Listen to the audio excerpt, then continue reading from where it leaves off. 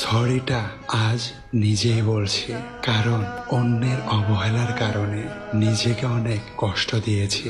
কান্নার কোনো ওজন নেই, তবুও একে বহন করতে অনেক কষ্ট হয়। মন থেকে কাউকে সবচাইতে বেশি ভালোবাসলে মৃত্যু অনিবার্য, হয়তো দেহের, না হয় মনের। আরে সুখী তো তারাই হয় যারা অন্যের বুকে ছুরি মেরে নিজে ভালো থাকতে জানে। জীবনে ভালোবাসার মানুষ থাকার চেয়ে ভালো রাখার মানুষটা থাকা অনেক দরকার।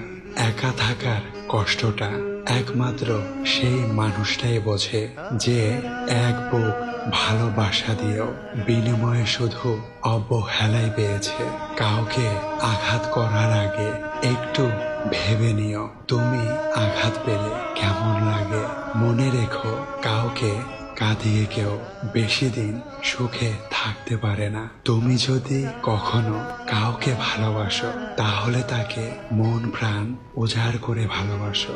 অভিনয় করতে এসো না, কারণ অভিনয়টা শুধু ভালোবাসাকে মেরে ফেলে না, একটা মানুষের হাসি খুশি লাইফটাকে মেরে ফেলে।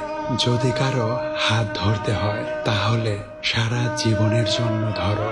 সময়ের প্রয়োজনে কারো হাত ধরে মাঝপথে একা রেখে চলে যেও না, কারণ তা সহ্য করা অনেক কঠিন।